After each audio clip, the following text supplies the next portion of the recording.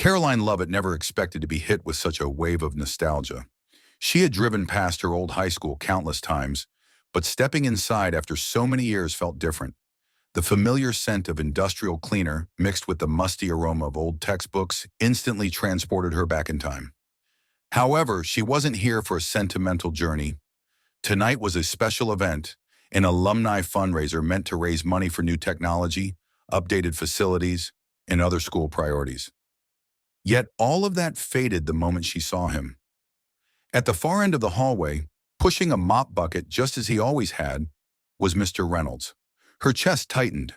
The last time she had seen him, she was 18, rushing out the doors on graduation day, waving goodbye without a second thought.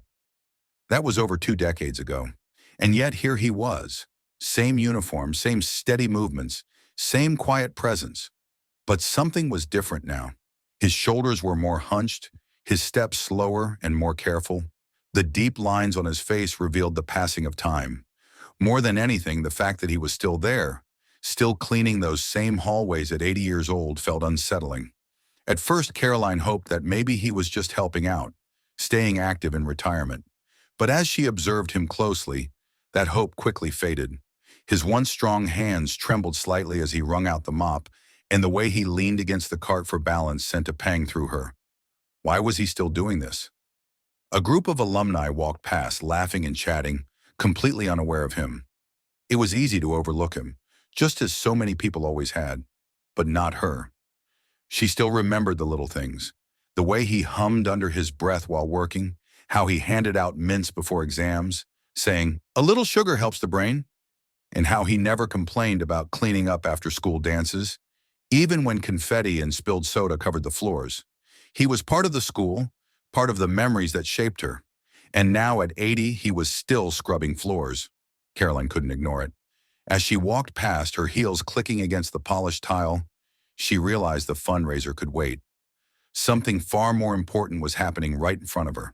Without hesitation, she turned back. "Mr. Reynolds." At the sound of her voice, he looked up. A flicker of confusion passed over his tired eyes before recognition settled in, followed by a slow, familiar smile. "Well, I'll be Karoline Leavitt." His voice was softer than she remembered, but still warm. "You've grown into quite the lady." She laughed, though a lump formed in her throat. "It's been a while." "That it has." He nodded, leaning on the mop handle. "What brings you back?" "Alumni event," she said, gesturing vaguely down the hall. "But I didn't expect to see you here." Something unreadable crossed his face, a mix of pride and something heavier. "Ah, well," he said, nudging the mop bucket forward. "Somebody's got to keep this place clean." There was a finality in his tone, as if that answer should have been enough. But for Karoline, it wasn't. Before she could ask the real question on her mind, why, he was already moving again, pushing his bucket down the hall as if their conversation had just been a small pause in his routine. Karoline wasn't the type to let things go, especially when something didn't feel right. And seeing Mr. Reynolds still working at his age, his body worn, his hands unsteady, was one of those things. Without thinking, she followed him. "Well, I'll be Karoline Leavitt." His voice was softer than she remembered, but still warm. "You've grown into quite the lady." She laughed, though a lump formed in her throat. "It's been a while." "That it has." He nodded, leaning on the mop handle. "What brings you back?" "Alumni event," she said, gesturing vaguely down the hall. "But I didn't expect to see you here." Something unreadable crossed his face, a mix of pride and something heavier. "Ah, well," he said, nudging the mop bucket forward. "Somebody's got to keep this place clean." There was a finality in his tone, as if that answer should have been enough. But for Karoline, it wasn't. Before she could ask the real question on her mind, why, he was already moving again, pushing his bucket down the hall as if their conversation had just been a small pause in his routine. Karoline wasn't the type to let things go, especially when something didn't feel right. And seeing Mr. Reynolds still working at his age, his body worn, his hands unsteady, was one of those things. Without thinking, she followed him. 02. "You know," she said, walking beside him, "I always thought you'd be retired by now." Feet up, relaxing somewhere warm. Mr. Reynolds let out a quiet chuckle, but it lacked any real amusement. Retirement's not for everyone, he murmured. Karoline tilted her head. Or, not an option for everyone. Caroline's words made Mr. Reynolds pause just for a second, a small hitch in his step, but then he shook his head and kept moving. You always were too smart for your own good, he muttered, wiping the mop handle with a rag. Karoline crossed her arms. I'll take that as a yes. Silence stretched between them, broken only by the distant hum of voices from the gymnasium. She let it linger, giving him the space to decide if he wanted to say more. Finally, he sighed. It's not what you think, he said, glancing at her. No one forced me to stay. No sad story, no mistreatment. That's not exactly an answer, Karoline pointed out. Mr. Reynolds offered a small smile, but it didn't reach his eyes. I've been working since I was 15, he explained. Construction, factory work, whatever put food on the table. This job? It's been steady, honest. Took care of my family, put my kids through school. I never needed much, never asked for much. Karoline listened carefully. As a student, she had admired him for his quiet strength, the way he carried himself with dignity, even when people barely acknowledged him. But now hearing this, she realized just how little she had truly known about him. So why not retire? She asked gently. Mr. Reynolds exhaled sharply, his grip tightening around the mop handle. You ever look at those retirement numbers? He asked evenly. What they actually give you after 40, 50 years of work. Karoline felt a knot form in her stomach. He didn't need to spell it out. She had heard the stories, how pensions barely stretched far enough, how Social Security was often insufficient to cover rent, medical bills, and basic living expenses. And at 80 years old, those costs only increased. Before she could stop herself, she asked, How much do you get? Mr. Reynolds raised an eyebrow. Now you know better than to ask a man about his wallet. She might have laughed if it didn't feel so heavy. I hate the idea that you're still doing this because you have to, she admitted. You shouldn't have to worry about money at this point in your life. He shrugged. Life doesn't always work the way it should. She couldn't argue with that, but there was something else. His kids. Surely they would want to help. What about your family? She pressed. Your children? He nodded. They would, but that's not how I raised them. I worked hard so they wouldn't have to struggle like I did. Asking them for help now? That's not something I'd ever do. Pride. She understood it, respected it even, but it didn't make this any easier to accept. At that moment, a door at the end of the hall swung open, and a teacher, someone Karoline didn't recognize, walked past without even acknowledging Mr. Reynolds. He simply stepped aside, letting them pass as if he were part of the background, invisible, and that was what hurt the most. People don't even see you, Karoline murmured. Mr. Reynolds smiled at that. That's nothing new, kid. But it should be, she thought. Before she could respond, he was already back at work, wiping the floors as if their conversation had never happened. And that's when she knew she couldn't just walk away. Karoline spent the rest of the alumni event distracted, only half listening to speeches, smiling at familiar faces, pretending to care about the school's new initiatives. But in the back of her mind, all she could think about was Mr. Reynolds, pushing that mop, his movements slower than they used to be, his pride keeping him from asking for more. By the time the event wrapped up, she had made a decision. She wasn't leaving town without doing something about it. She waited until the crowd thinned out, then made her way back down the hall. The floors gleamed under the fluorescent lights, a silent testament to decades of his work. And there he was, emptying the last of his cleaning supplies into a storage closet, moving with the steady patience of a man who had done this 1,000 times before. Still at it? She asked, leaning against the doorframe. Mr. Reynolds glanced at her with a smirk. These floors don't clean themselves. Karoline took a deep breath, stuffing her hands into her pockets. What if they did? He frowned. Come again. I mean, what if you didn't have to do this anymore? She asked, stepping forward. What if you could actually rest? He chuckled, shaking his head. Now you're talking nonsense. I'm serious, she insisted. She met his eyes. You've spent your entire life taking care of this school, of everyone who walked through these halls. Don't you think it's time someone took care of you? Mr. Reynolds gave her a cautious look, not unkind but wary. And what exactly are you suggesting? Caroline hesitated. She knew he would never accept charity, wouldn't take a handout. She had to be careful with her words. I want to help, she said simply. Not out of pity, not because I think you can't take care of yourself, but because I think you shouldn't have to anymore. Mr. Reynolds scoffed, turning back toward the storage shelves. And how exactly do you plan on doing that, young lady? Buying me a rocking chair and telling me to sit down? Caroline couldn't help but laugh. Not exactly. She stepped closer, lowering her voice. What if I found a way to make sure you never had to work another day in your life? No tricks, no conditions, just a way out. For the first time since their conversation had started, Mr. Reynolds fell silent. Caroline saw something flicker across his face. Hesitation, maybe even hope, buried beneath decades of stubborn independence. But just as quickly, he shook his head. I appreciate the thought, Caroline, really I do. But I'm not some charity case. I've made it this far on my own. I'll be just fine. She exhaled, steadying herself. She had known this wouldn't be easy. I get it, she said gently. I really do. But this isn't about pride. It's about fairness. And it's not fair that after working your whole life, you still have to break your back just to keep the lights on. Mr. Reynolds studied her for a long moment, as if trying to gauge how serious she was. She held his gaze. She wasn't backing down. I'm not asking you to take a handout, she continued. I'm asking you to let me fix something that never should have been broken in the first place. Silence stretched between them again. Then finally he let out a sigh. You're persistent, I'll give you that. Caroline grinned. That's what they tell me.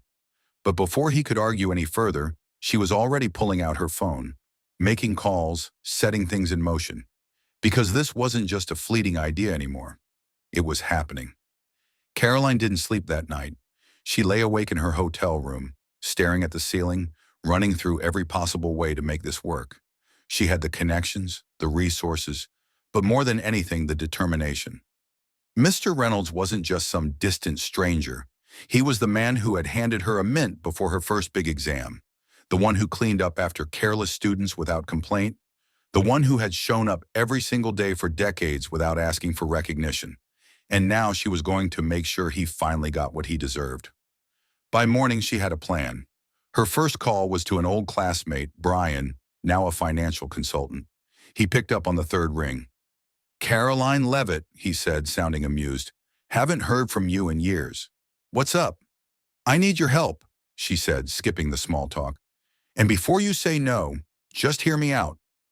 She laid it all out for him. The long nights Mr. Reynolds spent working, the pension that barely covered his expenses, the fact that an 80-year-old man was still scrubbing floors because he had no other choice. By the time she finished, Brian was silent. Then finally he muttered, Damn. Yeah, she said. He exhaled. What are you thinking? A fundraiser, she said. But not just any fundraiser. I want to pay off his debts, set him up with enough to actually retire, and, if we raise enough, give him the kind of life he never got to have. Brian let out a low whistle. That's ambitious, Caroline smirked. I don't do small, he chuckled. All right, I'll run some numbers, see what we need to make this happen. One down. Her next call was to the principal of the high school, Mr. Anders. He barely remembered her, but he listened. Let me get this straight, he said after she explained everything. You want to launch a fundraiser for Mr. Reynolds? Yes. And you expect the community to actually get behind this? Caroline bristled. Why wouldn't they? Mr. Anders hesitated. Look, I think it's a great idea, but people get comfortable. They don't always notice the people in the background. I'm just saying, you might have to work harder than you think to get them to care. Caroline gritted her teeth. They'll care, because she was going to make them. She hung up and immediately started crafting the perfect pitch in her head. Social media would be key. She'd gather testimonials from former students, highlighting the quiet impact Mr. Reynolds had made on all their lives. She'd reach out to the local newspaper, contact TV stations, make sure his story got in front of the right people. She wasn't just asking for donations. She was demanding recognition for a man who had spent his life in service to others. And once the town saw him the way she did, there would be no turning back. But before she could put her plan into action, there was one last person she needed to convince: Mr. Reynolds himself. She knew he wouldn't accept it easily. He wasn't the type to take handouts. He had spent his life working, and she knew that walking away from that, even for something better, wouldn't be easy for him. That's why, before heading back to the school, she rehearsed exactly what she would say. She had to make him see this for what it was. Not charity, justice, not a gift, but something he had already earned 100 times over. When she arrived, he was in the same spot as the night before, pushing his mop down the hallway, just like always. For a moment, Karoline simply watched him. The slow, methodical way he worked, the quiet acceptance in his posture, as if this was just the way things had to be. Not anymore. "Mr. Reynolds," she called out, stepping toward him. He looked up, smiling like he already knew she was about to start trouble. "You again," he said with a hint of amusement. "Didn't get enough of the floors last night?" She smiled, but when she spoke, there was no playfulness in her tone. "I need you to listen to me," she said firmly, "and I need you to not shut me down before I finish." He wiped his hands on his work shirt. "Sounds serious." "It is." With a small nod, he set the mop aside. "All right then, I'm listening." Karoline took a deep breath. "I started a fundraiser for you." His expression shifted instantly. His eyes narrowed, his lips pressed together. He opened his mouth to protest, but she raised a hand to stop him. "Wait, just let me explain." He sighed but didn't interrupt. "I know you don't like the idea of taking money from people," she continued, "but this isn't charity. This is payback for all the years you spent taking care of this school, of every student who walked through these halls, including me." His jaw tightened, and she could see the battle in his eyes. "I didn't do any of that expecting a reward," he muttered. "I know," she said softly. "That's exactly why you deserve it even more." She pulled out her phone and opened the fundraiser page. She hadn't checked it since the morning, but as soon as she saw the number, her breath caught. Turning the screen toward him, she said, "Look." His brows furrowed as he leaned in, then his eyes widened. Over $25,000 had already been donated. The page was flooded with messages: former students, teachers, community members, each sharing a story, a memory, a moment that had stuck with them after all these years. "Mr. Reynolds gave me lunch money when I forgot mine in 8th grade. Never told anyone. Never made me feel bad about it. Happy to give back now. My mother was a single parent. She worked nights, and I used to wait at the school for hours after dismissal. Mr. Reynolds always made sure I was safe, always told me jokes to pass the time. You deserve this. You were more than a janitor. You were part of our lives. Thank you." Message after message, donation after donation. Mr. Reynolds blinked, rubbing his fingers over his lips as if trying to process it. He started, but his voice caught. Karoline saw him swallow hard, his shoulders rising and falling as he shook his head slowly, his eyes still glued to the screen. "I don't know what to say," he finally whispered. She smiled. "Then don't say anything. Just let us do this for you." He exhaled slowly, looking away, hands resting on his hips. For a moment, she thought he would refuse, that his pride would win out, that he would push the phone back into her hands and walk away. But when he finally spoke, his voice was quiet. "This many people remember me?" She nodded. "More than you know." He let out a soft chuckle, shaking his head. "Well, I'll be damned." Before she could respond, her phone buzzed with a new notification. She glanced at the screen. Her heart nearly stopped. The fundraiser had just hit $50,000. Mr. Reynolds stared at the number like it wasn't real, like if he blinked too fast, it would disappear. $50,000. Enough to wipe away his worries. Enough to let him rest. Enough to remind him that he had never truly been invisible. Karoline watched him closely, waiting for his response. She saw the way his fingers flexed against his palm. His lips parted slightly as if he wanted to say something, but didn't quite know how. Finally, after a long pause, he exhaled. "I don't know how to accept something like this." She smiled gently. "You already have. He let out a quiet laugh, shaking his head. I spent my whole life working. Not once did I ever think about what it would be like to stop. You don't have to figure it out alone, she reassured him. This money, it's not just about retiring. It's about living. You can travel, relax, do whatever makes you happy. He gave her a wry look. I'm 80, kid. My idea of adventure is sitting in my backyard with a cup of coffee. She grinned. Then get yourself the best damn backyard money can buy. For the first time, he laughed, really laughed. It was deep and rich, the kind of laugh that came from the gut, not just the throat. Karoline's phone buzzed again. Another donation, another comment. The numbers kept climbing. I told the local news about it, she admitted. They're running a story tomorrow. I think once people see it, the donations will go even higher. Mr. Reynolds whistled under his breath. You really don't do small, do you? Nope. He looked down at the mop, the same one he had pushed for decades. His fingers traced the worn wooden handle. Then, with slow deliberation, he set it down. I think it's time I let this thing go, he murmured. A lump rose in Karoline's throat, but she swallowed it down. I think so, too. They stood there for a moment, neither of them speaking. They stood in silence for a moment, letting the weight of it all settle. Then suddenly, the front doors of the school burst open. A group of former students, now adults, many still living in town, poured into the hallway, their faces lit with excitement. Some carried balloons, others held handmade signs. Among them, a woman in her 30s stepped forward, tears welling in her eyes. I heard what Karoline was doing, she said, her voice trembling, and I had to come say thank you. You were always so kind to me when I was a kid. One by one, more people came forward, sharing their stories, their memories.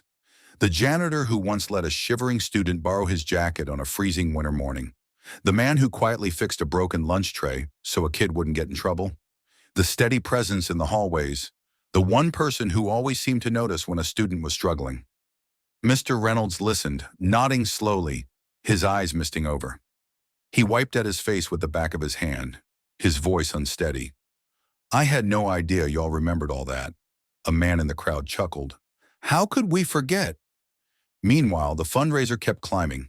By the next morning, after the news station ran the story, the number on Karoline's phone passed $75,000. Then it hit six figures. Mr. Reynolds wasn't just retiring, he was retiring comfortably. Karoline had never been one for grand speeches, so she kept it simple. We take care of our own, she told him. And this time he didn't argue. Instead, he pulled her into a hug, tight as if finally letting go of something he had been carrying for too long. Because sometimes the people who spend their lives giving to others need someone to remind them they're worth receiving too. Life isn't about how much money you make or how many awards you win. It's about the lives you touch, the kindness you show, and the moments you create. Mr. Reynolds never asked for anything, and that's exactly why he deserved everything. So if you believe in paying kindness forward, in looking out for the people who shaped your life in quiet, unspoken ways, don't wait until it's too late to tell them. And if this story moved you, don't forget to like, share, and subscribe. Because the more we share stories like this, the more we remind the world that no act of kindness ever goes unnoticed.